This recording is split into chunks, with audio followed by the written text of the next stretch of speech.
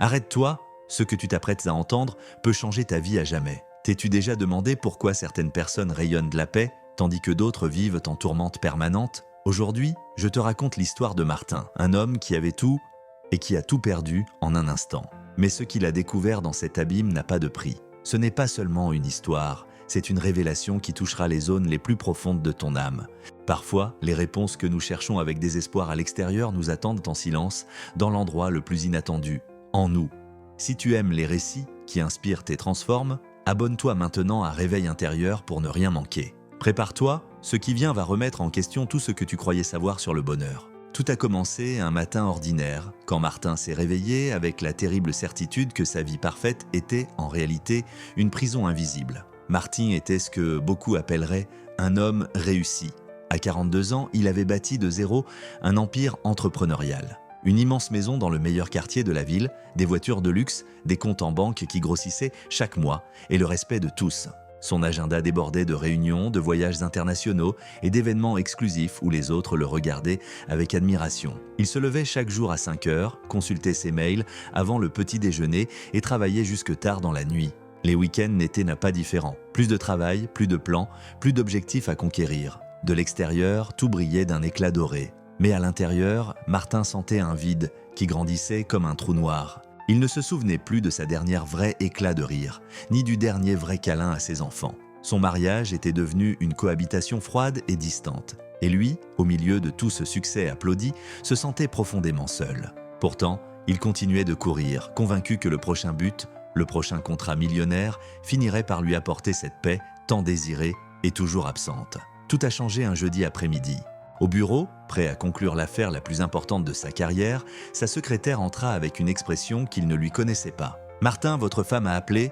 Votre fils Andrés a eu un accident à l'école. Il est à l'hôpital. » Le monde s'arrêta. En un instant, réunion, contrat, argent, plus rien n'avait d'importance. Martin courut à l'hôpital, le cœur en miettes. Il trouva Andrés avec quelques contusions et une jambe cassée. Rien de grave, mais l'enfant pleurait sans répit.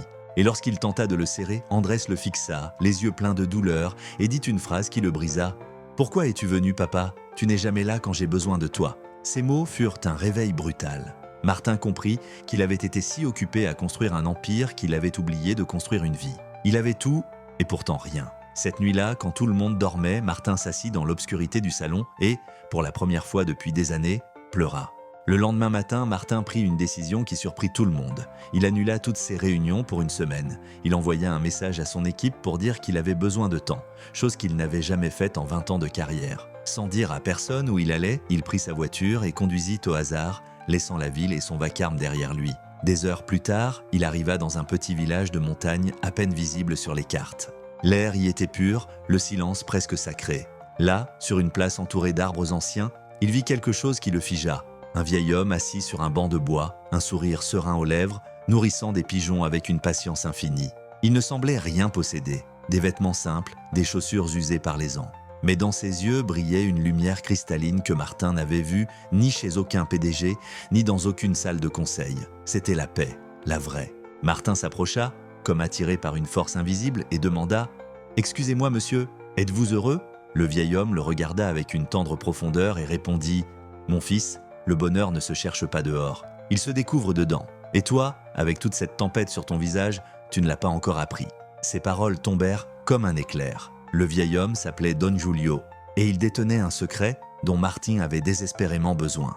Don Julio invita Martin à marcher dans le village, sous l'ombre des arbres, sur les ruelles pavées, l'ancien raconta son histoire. « Moi aussi j'ai eu tout ce que tu as aujourd'hui, » dit-il d'une voix posée. J'ai été chef d'entreprise, j'ai eu l'argent, le pouvoir, la reconnaissance. Mon nom inspirait le respect. Puis un jour, mon cœur a failli s'arrêter en pleine réunion, les médecins m'ont donné 6 mois. Et là, j'ai compris l'horreur. J'avais passé ma vie à poursuivre des choses qu'on n'emporte pas dans la tombe, en négligeant l'unique essentiel, vivre. Martin écoutait, silencieux, comme si chaque mot lui tendait un miroir douloureux. « Et qu'as-tu fait ?» demanda-t-il, la voix brisée. Don Julio sourit, les yeux brillants. « J'ai tout lâché. J'ai vendu mon entreprise, donné ma fortune, et je suis venu ici apprendre ce que je n'avais jamais appris, vivre en paix. Et j'ai découvert le plus grand secret, on ne trouve pas la paix quand on possède tout, mais quand on accepte qu'on n'a besoin de rien de plus que cet instant présent, l'amour que l'on donne et reçoit, et une gratitude profonde d'être en vie. À cet instant, quelque chose se fissura en Martin. Toutes les masques, toutes les armures patiemment construites s'effondrèrent. Et pour la première fois depuis des années, il s'autorisa à être vulnérable. Martin passa 3 jours avec Don Julio. 3 jours qui devinrent l'université la plus importante de sa vie. Il apprit à méditer en silence sous le ciel étoilé, à contempler l'aube sans hâte ni anxiété, à converser sans posture ni masque. Il comprit que la vraie richesse n'est pas sur un relevé bancaire, mais dans les moments partagés avec ceux qu'on aime. Que le succès ne se mesure pas en trophées accumulés, mais à la paix que l'on porte au cœur quand on ferme les yeux le soir. De retour en ville, Martin était un autre homme. Il ne quitta pas son entreprise, mais transforma radicalement sa relation au travail. Il délégua, fit confiance à son équipe, travailla par sens plutôt que par obsession. Il rentrait dîner avec sa famille. Il s'asseyait par terre pour jouer avec ses enfants et écouter leurs histoires avec une attention pleine. Il étreignait sa femme chaque matin comme si c'était la première fois. Et quelque chose de magique se produisit. À mesure qu'il cessa de courir après le succès vint plus naturellement, car il travaillait désormais depuis la paix, non depuis la peur. 6 mois plus tard, Martin revint voir Don Julio. Le vieil homme était au même banc, nourrissant les pigeons, avec le même sourire lumineux. « As-tu trouvé ce que tu cherchais ?» demanda-t-il. Martin sourit, les larmes de gratitude aux yeux. « Oui, j'ai trouvé la paix. Et j'ai découvert qu'elle m'attendait en moi depuis toujours. » Cette histoire nous rappelle une vérité profonde que beaucoup oublient en chemin. La paix intérieure n'est pas une destination, c'est une décision.